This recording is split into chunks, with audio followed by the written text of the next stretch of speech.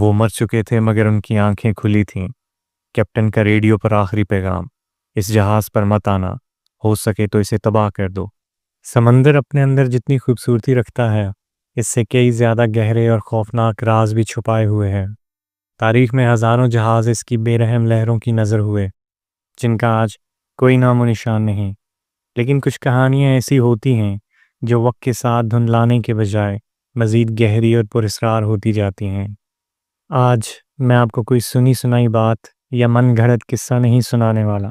آج ہم تاریخ کے اس باب کو کھولیں گے جس پر تالے پڑے ہیں۔ یہ کہانی ہے ایک ایسے بحری جہاز کی جس پر موجود ہر شخص کی موت تو ہوئی، لیکن ان کی موت کا سبب آج تک دنیا کا کوئی بھی سائنسدان، کوئی بھی تفتیش کار، کوئی بھی حکومت معلوم نہیں کر سکی۔ یہ کہانی ہے ڈچ بحری جہاز اورنگ میدان کی۔ یہ واقعہ جون 1947 کا ہے۔ ملیشیا اور سماٹرا کے درمیان واقع ابنائے ملاکا دنیا کے مصروف ترین بحری رستوں میں سے ایک ہے۔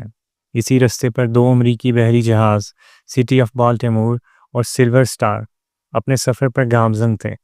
اچانک ان کی ریڈیو پر ایک پیغام موصول ہوتا ہے۔ یہ پیغام کوڈ میں تھا، جو اس وقت بحری جہازوں کے درمیان رابطے کا ایک عام ذریعہ تھا۔ اس سے پہلے کہ ہم کہانی کی طرف بڑھیں، اگر آپ بھی ہمارے چینل پر نئے ہیں اور آپ کے پاس بھی کوئی ایسی کہانی ہے جو آپ ہمارے پروگرام میں شامل کرنا چاہتے ہیں، تو ہمیں ہمارے دیے گئے ای میل پر آپ بھیج سکتے ہیں۔ ہم اسے پروگرام کا حصہ ضرور بنائیں گے۔ کہانی کا آغاز کرتے ہیں۔ جہاز پر ماحول پرسکون تھا۔ دن کی گرمی میں سمندر کی ہوا ایک عجیب سا سکون لیے ہوئے تھی۔ کیپٹن ابراہیم، جو اپنی زندگی کے 50 سال سمندر کی لہروں کی نظر کر چکے تھے، اپنے ریڈیو روم میں موجود تھے۔ ان کا چہرہ سمندر کی تپش اور تجربے سے جھلسا ہوا تھا، لیکن ان کی آنکھوں میں گہرائی اور دانش مندی نمایاں تھی۔ وہ اپنی پرانی کافی کے کپ سے ایک گھونٹ لیتے ہوئے نوجوان ریڈیو آپریٹر سیم کے ساتھ بات چیت میں مصروف تھے۔ سیم ایک پرجوش اور ہوشیار نوجوان تھا، لیکن اس کے تجربے کے سامنے کیپٹن ابراہیم ایک پختہ چٹان کی مانند تھے۔ کیپٹن صاحب، آج سمندر بھی سویا ہوا لگتا ہے، سیم نے اپنے ہیڈ فونز اتارتے ہوئے کہا، جس پر ایک مدھم سی رگڑ کی آواز آ رہی تھی۔ سمندر کبھی سوتا نہیں سیم، کیپٹن ابراہیم نے دھیرے سے جواب دیا۔ وہ بس اپنی سانس روک لیتا ہے، اور جب وہ سانس چھوڑتا ہے تو بڑے سے بڑے پہاڑ بھی اس کے سامنے ریت کا ذرہ لگتے ہیں۔ کپتان ابھی اپنی بات مکمل بھی نہ کر پایا تھا کہ سیم کے ہیڈ فونز میں اچانک ایک تیز ٹوٹے ہوئے مورس کوڈ کا سگنل گونجا۔ یہ سگنل بے ترتیب تھا، جیسے بھیجنے والا شخص شدید گھبراہٹ میں ہو۔ سیم نے فوراً اپنے ہیڈ فونز دوبارہ کانوں پر لگائے اور ریڈیو پر توجہ مرکوز کر دی۔ اس کے ماتھے پر بل پڑنے لگے۔ کپتان صاحب، کچھ عجیب آ رہا ہے۔ یہ کوئی عام سگنل نہیں ہے، بہت ٹوٹا ہوا ہے، لیکن اس میں ایک خوف ہے۔ سمی کی آواز میں ہلکا سا اضطراب تھا۔ کیپٹن ابراہیم نے فوراً اپنی کرسی سیدھی کی۔ اس نے اپنی زندگی میں کئی طوفانی پیغام سنے تھے، لیکن اس سگنل میں ایک ایسی بے چینی تھی جو پہلے کبھی محسوس نہیں کی تھی۔ سنو، اسے غور سے سنو۔ سیم نے مورس کوڈ کو ڈیکوڈ کرنا شروع کیا۔ ہر بیپ کے ساتھ اس کی پیشانی پر بل پڑتے گئے۔ پہلا ٹکڑا، S O S S O S. دوسرا ٹکڑا، اورنگ میدان اورنگ میدان۔ کیپٹن ابراہیم نے اپنی کرسی سیدھی کی۔ اس کی آنکھوں میں تجسس صاف جھلک رہا تھا۔ کیا ہوا سیم؟ سیم کا چہرہ پیلا پڑنے لگا۔ کپتان، یہ کوئی ہنگامی پیغام ہے، لیکن بہت ٹوٹا ہوا ہے۔ تیسرا ٹکڑا، تمام افسران مر چکے ہیں، کپتان بھی برج پر مر چکا ہے۔ یہ الفاظ سن کر کیپٹن ابراہیم کا خون جم سا گیا۔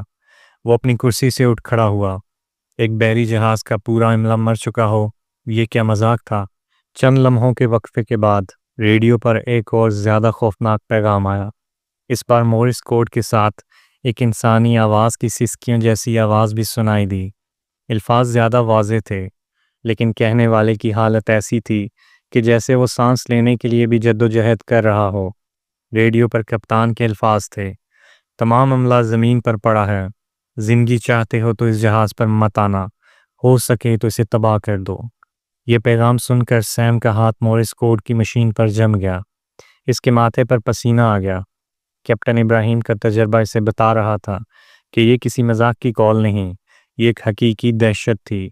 آواز کی گہرائی میں ایسی لرزش تھی جو صرف موت کی دہلیز پر کھڑا شخص ہی محسوس کر سکتا ہے۔ اور پھر ایک لمحے کی مکمل کراہٹ آگے خاموشی۔ اس خاموشی میں صرف سلور سٹار کے انجنوں کی ہلکی گونج اور سمندر کی لہروں کا شور تھا، لیکن یہ خاموشی کسی چیخ سے بھی زیادہ خوفناک تھی۔ کیپٹن ابراہیم کا دل زور زور سے دھڑک رہا تھا۔ اس کے ذہن میں ایک ہی سوال گونج رہا تھا، آخر اورنگ میدان نامی اس جہاز پر ایسا کیا ہوا ہے؟ انسانی جان بچانے کا فرض اسے اس نامعلوم خطرے کی طرف کھینچ رہا تھا، لیکن اس آخری انتباہ کی دہشت اس کی رونگٹے کھڑے کر رہی تھی۔ سیم، کیپٹن نے اپنی آواز کو مستحکم کرتے ہوئے کہا، فوراً اورنگ میدان کا آخری مقام ٹریس کرو، ہم وہاں جا رہے ہیں۔ سیم نے سر اٹھا کر کیپٹن کی طرف دیکھا۔ اس کی آنکھوں میں خوف اور ناسمجھی تھی۔ لیکن کپتان، اس نے کہا، وہاں مت آنا۔ سیم، کیپٹن کی آواز میں سختی تھی، ہمارا فرض ہے انسانی جانوں کو بچانا، چاہے کچھ بھی ہو جائے۔ سیم نے ہچکچاتے ہوئے سر جھکایا اور تیزی سے نقشے پر مقام کی نشاندہی کرنے لگا۔ سلور سٹار کا رخ اب نائے ملاقہ کے اس حصے کی طرف موڑ دیا گیا جہاں سے وہ خوفناک پیغام آیا تھا۔ سورج غروب ہو رہا تھا اور سمندر کی سطح پر ایک نارنجی رنگ کی اداسی پھیل رہی تھی، لیکن سلور سٹار کا رخ کسی غروب ہوتی ہوئی شام کی طرف نہیں، ایک ایسے راز کی طرف تھا جو شاید اس دنیا کا حصہ ہی نہیں تھا۔ چند گھنٹوں کی تلاش کے بعد جب سمندر پر ایک مکمل اندھیرا چھا چکا تھا، سلور سٹار کے عملے کو وہ جہاز نظر آ ہی گیا۔ رات کی تاریکی میں دور افق پر ایک بھاری سیاہ سایہ نمودار ہوا۔ یہ اورنگ میدان تھا۔ وہ سمندر میں بالکل ساکت کھڑا تھا، ایک بے جان لاش کی طرح۔ اس کے انجن بند تھے، اس کی چمنی سے کوئی دھواں نہیں نکل رہا تھا اور اس پر مکمل سناٹا طاری تھا۔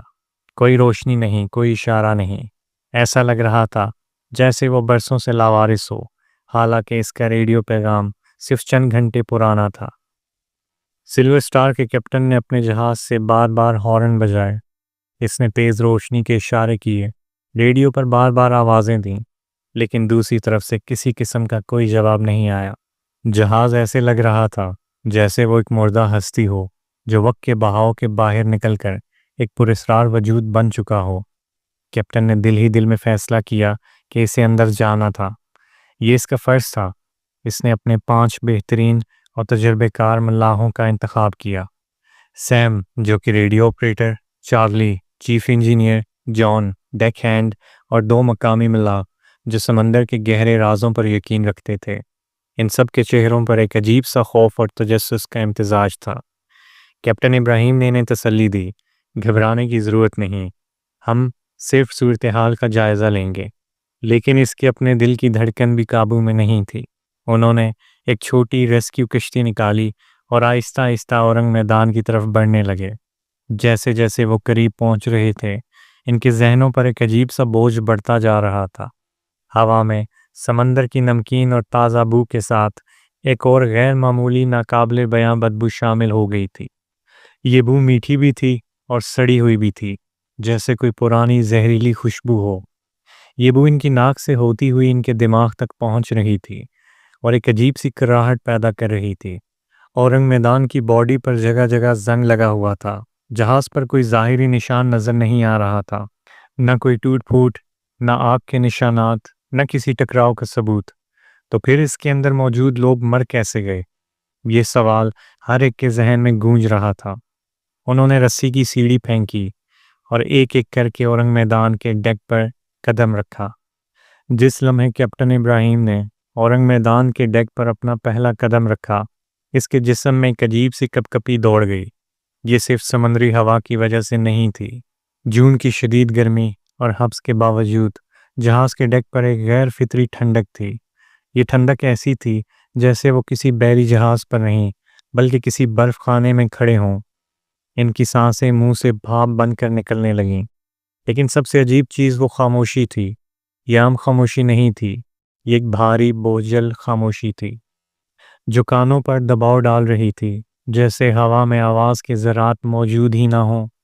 یہ ایک ایسی خاموشی تھی جو چیخ چیخ کر کچھ سنا رہی تھی، لیکن اس کی آواز سنائی نہیں دے رہی تھی۔ ڈیک پر ہر چیز اپنی جگہ پر تھی، रस्सियां तरतीब से लिपटी हुई, लाइफ बोट्स अपनी जगह पर मौजूद थीं, सामान बंधा हुआ था, जैसे अमला बस कुछ लम्हे पहले ही यहाँ काम कर रहा था और फिर अचानक कहीं गायब हो गया। ये बेतरतीबी से ज़्यादा खौफनाक था। कैप्टन इब्राहिम ने अपनी टीम को इशारा किया कि वो एहतियात से आगे बढ़ें। इनके कदमों की आहट इस खामोशी में इतनी बुलंद लग रही थी कि इन्हें अपना ही दिल धड़कता हुआ सुनाई दे रहा था। हवा में वो बदबू मज़ीद तेज़ हो चुकी थी। अभी वो चंद कदम ही आगे बढ़े थे कि इन्हें सीढ़ियों के पास एक ढांचा नजर आया। ये जहाज का पालतू कुत्ता था, एक जर्मन शेफर्ड, जो अपनी सीढ़ियों के पास ही मरा पड़ा था। इसकी लाश को देखकर सबकी सांसें रुक गईं। इसकी आंखें छत की तरफ खौफ से खुली हुई थीं। इसके होंठ ऊपर चढ़े थे और दांत बाहर निकले हुए थे, जैसे वो मरने से पहले किसी नादीदा दुश्मन पर गुर्रा रहा हो। इसके जिस्म पर भी किसी किस्म का कोई जख्म नहीं था। ये मंजर किसी भी कहानी से ज़्यादा सच और दिल दहला देने वाला था।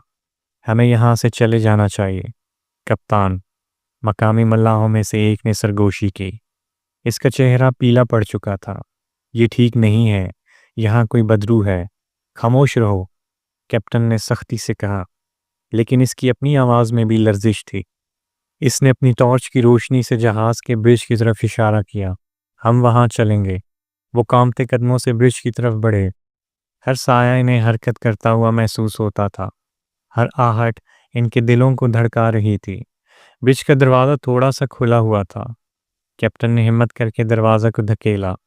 अंदर का मंजर वो मंजर था जिसे सिल्वर स्टार का कैप्टन और इसकी टीम अपनी मौत तक नहीं भुला सकी। ब्रिज के अंदर जहाज़ का कप्तान और इसके अफसरान अपनी अपनी जगहों पर मरे पड़े थे। कोई अपनी कुर्सी पर बैठा था, कोई नेगोशिएशन टेबल पर झुका हुआ था, लेकिन इनकी मौत आम नहीं थी। इन सब की आंखें छत की तरफ मुड़ी हुई थीं, खौफ से इतनी फैली हुई कि बाहर निकलने को तैयार थीं।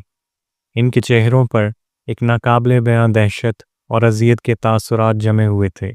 इनके मुंह खुले थे, जैसे वो मरने से पहले चीखना चाहते थे, लेकिन इनकी चीख इनके हलक में ही दम तोड़ गई। इनके हाथ आगे की तरफ उठे हुए थे, जैसे वो किसी नादीदा खौफनाक चीज़ से खुद को बचाने की कोशिश कर रहे हों। इनके जिस्मों पर किसी किस्म के जख्म, चोट या तशद्दुद का एक भी निशान नहीं था। इनके कपड़े बिल्कुल ठीक थे। ऐसा लग रहा था जैसे इनकी रूह को किसी ने एक झटके में इनके जिस्म से नोच लिया हो। कैप्टन का दिल हलक में आ गया। इसने अपने पीछे खड़े सैम की तरफ देखा। इसका चेहरा भी खौफ से सफ़ेद पड़ चुका था। सैम ने अपना मुंह हाथ से ढांप लिया और इसकी आंखों से आंसू बह निकले। वो कांपते कदमों से आगे बढ़ा। इसकी नज़र चार्ट रूम पर पड़ी। अंदर भी वही मंजर था। अमले के अरकान नक्शों पर झुके हुए थे। इनकी आंखें भी इसी तरह खुली थीं और चेहरों पर वही जमे हुए खौफ के तासुरात थे। फिर वो इस कमरे की तरफ बढ़ा जहां से रेडियो पैगाम भेजा गया था। रेडियो ऑपरेटर अपनी कुर्सी पर मुर्दा पड़ा था। इसकी उंगलियां अब भी मोरिस कोड की मशीन पर रखी हुई थीं। इसकी आंखें भी खुली थीं और सीधा सामने दीवार को घूर रही थीं। यही वो शख्स था जिसने अपना आखिरी पैगाम भेजा था। जिंदगी चाहते हो तो इस जहाज पर मत आना, हो सके तो इसे तबाह कर दो। और इसके चेहरे को देखकर लग रहा था कि इसने अपनी मौत को अपनी आंखों से आते हुए देखा था। इसके होंठों पर एक अजीब सी खून खुश्क कर देने वाली मुस्कुराहट थी, जो मौत के बाद भी इसके चेहरे पर चिपक गई थी। कैप्टन इब्राहिम को अब सिर्फ एक ही बात समझ आ रही थी, यहाँ जो भी हुआ था वो इंसानी हाथों का काम नहीं था। ये कोई बीमारी नहीं थी, कोई कज़ाकों का हमला नहीं था। ये कुछ और था, कुछ ऐसा जो इंसानी फहम से बाला था। इसके दिल में एक ही सवाल गूंज रहा था, क्या यहाँ वो चीज़ अभी भी मौजूद है? इसने अपनी टीम की तरफ देखा।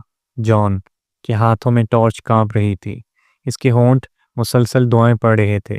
चार्ली, जो एक मजबूत एहसाब का मालिक था, इसका चेहरा भी मर चुका था। सैम का तो बुरा हाल था, लेकिन कैप्टन को ये जानना था कि इस जहाज़ पर आखिर हुआ क्या था। वो पूरे जहाज़ का एक एक कोना छानना चाहता था।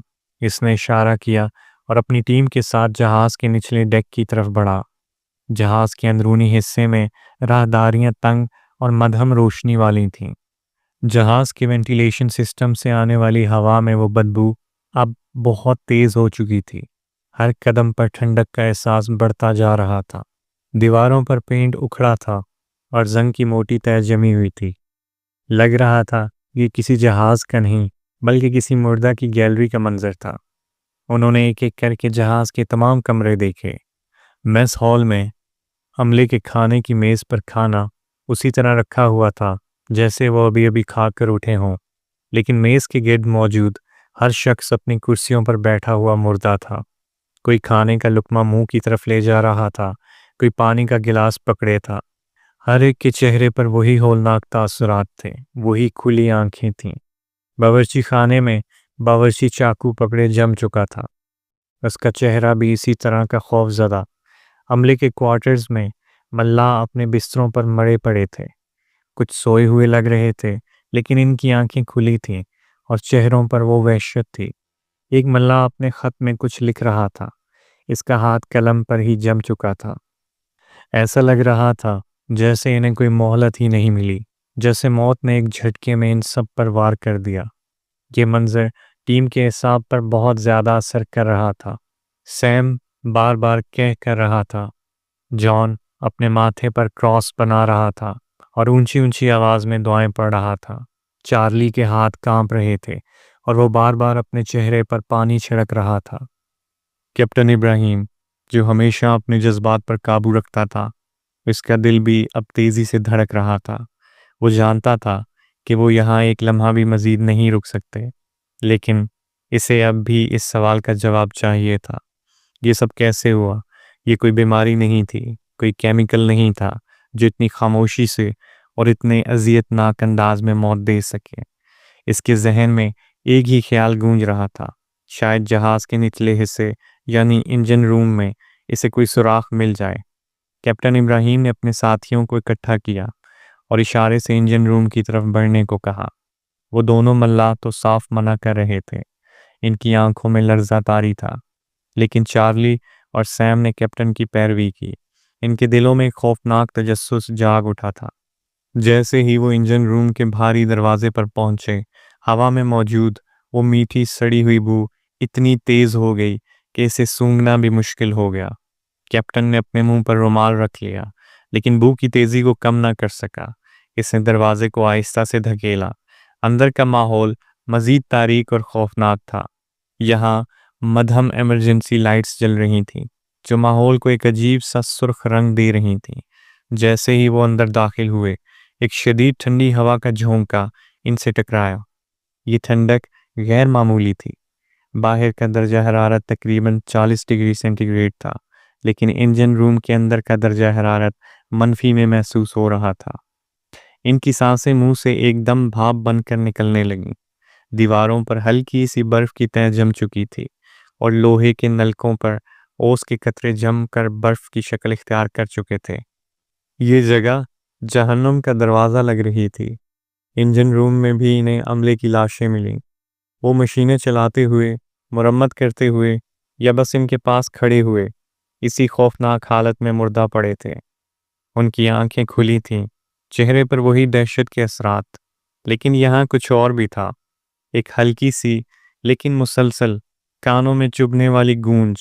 یہ گونج کسی آواز کی نہیں بلکہ ایک ایسی فریکوینسی کی تھی جو دماغ کے اندر ہی پیدا ہو رہی تھی۔ یہ اس 17.5 ہرٹز کے سگنل کی طرح تھی جس کا ذکر پہلے ہوا، لیکن اب یہ زیادہ طاقتور اور براہ راست محسوس ہو رہی تھی۔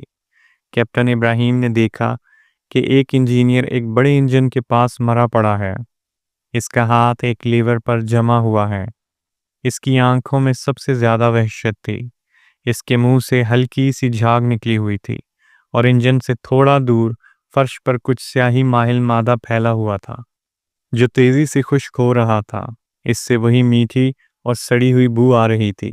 کیپٹن کو محسوس ہوا کہ شاید یہی وہ زہریلا مواد تھا جس نے سب کو مارا تھا، لیکن پھر اس کی نظر ایک چیز پر پڑی، ایک پرانا لکڑی کا باکس جو انجن کے ایک حصے کے پیچھے گرا پڑا تھا۔ اسے کھول کر اندر سے کچھ کاغذات نکالے گئے تھے۔ کیپٹن ابراہیم نے انہیں جلدی جلدی پڑھا۔ یہ جہاز کے کارگو سے متعلق کاغذات تھے جن میں ہائیلی ری ایکٹیو کیمیکلز اور گیس کا ذکر تھا۔ وہ جہاز خفیہ طور پر انتہائی خطرناک کیمیائی مواد لے جا رہا تھا جو سمندر کے نمکین پانی اور نمی کی وجہ سے لیک ہو گئے تھے۔ یہ ایک ایسا اعصابی گیس مرکب تھا جو انسان کے اعصابی نظام کو چند سیکنڈ میں مکمل طور پر تباہ کر دیتا تھا، جس سے جسم کے پٹھے اکڑ جاتے اور چہرے پر خوف کے اثرات جم جاتے۔ یہ گیس اتنی طاقتور تھی کہ یہ درجہ حرارت میں غیر معمولی کمی بھی پیدا کر سکتی تھی۔ کیپٹن ابراہیم کو اپنے سوال کا جواب مل گیا تھا۔ یہ کوئی مافوق الفطرت مخلوق نہیں تھی، یہ انسانی ہاتھوں کی بنائی ہوئی موت تھی۔ اس کیمیکل نے جہاز کے عملے کو ایک انتہائی اذیتناک موت دی تھی، اور جو گونج انہیں سنائی دے رہی تھی وہ شاید اس گیس کے ذرات کا ہوا میں پھیلنے کا نتیجہ تھی۔ اسے معلوم تھا کہ وہ ایک لمحہ بھی مزید یہاں نہیں رک سکتے۔ یہ گیس اب بھی ہوا میں موجود تھی۔ اس نے زور سے چیخ کر اپنی ٹیم کو حکم دیا، فوراً باہر نکلو، فوراً۔ سیم، جان اور چارلی تیزی سے بھاگے۔ ان کے پیچھے کیپٹن ابراہیم نے آخری بار انجن روم پر نظر ڈالی۔ اس نے دیکھا کہ فرش پر پھیلا ہوا وہ سیاہی مائل مادہ اب ہلکا سا چمک رہا تھا، اور اسے محسوس ہوا کہ وہ گونج اب اس کے دماغ کے اندر بھی داخل ہو چکی ہے۔ اس کے سر میں ایک ہلکا سا درد اٹھنے لگا۔ وہ بھی تیزی سے بھاگا۔ وہ سب ہامتے ہوئے واپس ڈیک پر پہنچے۔ باہر کی تازہ ہوا نے انہیں کچھ راحت دی، لیکن بو اب بھی ان کے نتنوں میں بسی ہوئی تھی۔ وہ جلدی سے اپنی کشتی میں واپس سوار ہوئے اور اپنے جہاز سلور سٹار کی طرف بڑھنے لگے۔ کیپٹن ابراہیم نے سلور سٹار پر واپس پہنچ کر فیصلہ کیا کہ وہ اس پراسرار جہاز کو خالی نہیں چھوڑیں گے۔ یہ ایک چلتا پھرتا موت کا جال تھا۔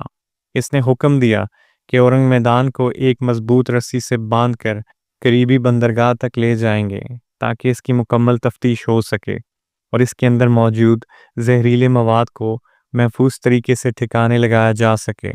انہیں لگا کہ شاید اس طرح وہ اس جہنم کو قابو کر سکتے ہیں۔ انہوں نے ایک مضبوط ٹو لائن اورنگ میدان سے باندھی اور اپنے جہاز کا انجن پوری رفتار سے سٹارٹ کیا۔ سلور سٹار آہستہ آہستہ اورنگ میدان کو اپنی طرف کھینچنے لگا۔ ابھی انہوں نے چند سو میٹر کا فاصلہ ہی طے کیا تھا کہ اورنگ میدان پر ایک انہونی ہوئی۔ اچانک جہاز کے نچلے حصے سے، یعنی کارگو ہولڈ سے، جہاں سے وہ کیمیکل لیک ہوا تھا، ایک گاڑھا پیلے رنگ کا دھواں نکلنا شروع ہوا۔ یہ دھواں تیزی سے فضا میں پھیل رہا تھا۔ ہوا میں اب ایک اور تیز جلانے والی بو شامل ہو گئی تھی، جیسے کوئی کیمیکل جل رہا ہو۔ کیپٹن ابراہیم نے فوراً خطرہ بھانپ لیا۔ اس نے اپنی زندگی میں ایسے کیمیکلز کے بارے میں پڑھا تھا جو ہوا یا پانی کے ساتھ مل کر دھماکہ خیز مرکب بنا سکتے ہیں۔ اس نے فوراً ٹو لائن کاٹنے کا حکم دیا۔ رسیاں کاٹو، فوراً کاٹو۔ وہ نہیں چاہتا تھا کہ اس کا اپنا جہاز کسی خطرے میں پڑے۔ سلور سٹار کے عملے نے جلدی سے رسیاں کاٹ دیں، اور جیسے ہی آخری رسی کاٹی گئی، ایک زوردار قیامت خیز دھماکہ ہوا۔ اورنگ میدان ایک خوفناک دھماکے سے پھٹ گیا۔ دھماکہ اتنا شدید تھا کہ اس نے جہاز کو کئی فٹ ہوا میں اوپر اچھال دیا، اور پھر وہ آگ کے ایک بہت بڑے گولے میں تبدیل ہو کر سمندر کی بے رحم لہروں میں ہمیشہ کے لیے ڈوب گیا۔ آگ کی لپٹیں رات کے آسمان کو روشن کر گئیں، اور دھوئیں کا ایک بہت بڑا بادل سمندر پر چھا گیا۔ ہر طرف جلے ہوئے لوہے کی بدبو اور کیمیکلز کی زہریلی مہک تھی۔ سلور سٹار کا عملہ اپنی جگہ پر ساکت کھڑا یہ سب دیکھتا رہا۔ ان کی آنکھوں میں وحشت اور ناقابل یقین تاثرات تھے۔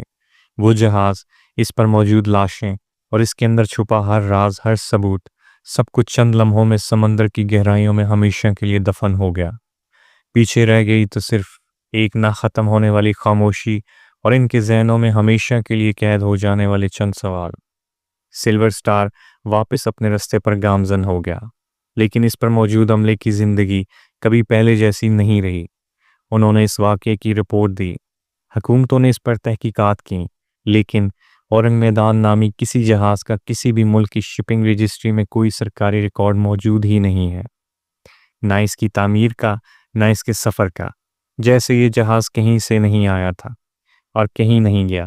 وہ بس ایک بھوت کی طرح سمندر میں نمودار ہوا، اپنی دہشتناک کہانی سنائی اور ہمیشہ کے لیے غائب ہو گیا۔ اس کا واحد ثبوت سلور سٹار کے کیپٹن ابراہیم اور اس کے عملے کی گواہی ہے، جن کی زندگیاں اس واقعے کے بعد مکمل طور پر بدل گئیں۔ وہ سب خاموش اور گمسم رہنے لگے۔ ان میں سے کئی لوگوں نے اپنی نوکریاں چھوڑ دیں۔ وہ راتوں کو چیخ کر اٹھ جاتے، انہیں بار بار وہی منظر نظر آتا، وہ کھلی ہوئی آنکھیں، وہ دہشت سے اکڑے ہوئے چہرے۔ کیپٹن ابراہیم نے اپنی بقیہ زندگی سمندر سے دور ایک چھوٹے سے قصبے میں گزاری۔ وہ اکثر سمندر کی طرف گھنٹوں بیٹھا رہتا، لیکن اس کی آنکھوں میں کبھی پہلے جیسی چمک نہیں آئی۔ وہ کہتا تھا کہ اس نے سمندر کی گہرائیوں میں ایک ایسے خوف کا مشاہدہ کیا ہے جسے کوئی انسان سمجھ نہیں سکتا۔ وہ اکثر سرگوشی میں کہتا، وہ لاشیں کسی گیس سے نہیں ڈر رہی تھیں، وہ کسی چیز کو دیکھ کر ڈر رہی تھیں۔ وہ چیز کیا تھی؟ یہ سوال اس کے آخری سانسوں تک اس کا پیچھا کرتا رہا۔ آج 75 سال سے زیادہ گزرنے کے بعد بھی اورنگ میدان کی کہانی سمندری تاریخ کی سب سے بڑی حل نہ ہونے والی پہیلی ہے۔ کیا یہ واقعی کیمیائی حادثہ تھا یا کوئی مفوق الفطرت واقعہ؟ کیا اس جہاز پر واقعی موت نے رقص کیا تھا؟ اس کا جواب شاید ہمیشہ کے لیے سمندر کی گہرائیوں میں اس جہاز کے ملبے کے ساتھ ہی دفن رہے گا۔ آپ کو یہ کہانی کیسی لگی؟ کمنٹس میں اپنی رائے کا اظہار ضرور کیجیے گا۔ اگر آپ کے پاس بھی کوئی ایسی کہانی ہے جو آپ ہمارے پروگرام میں شامل کرنا چاہتے ہیں تو ہمیں ہمارے دیے گئے ای میل پر آپ اپنی کہانی بھیج سکتے ہیں، ہم اسے اپنے پروگرام میں ضرور شامل کریں گے۔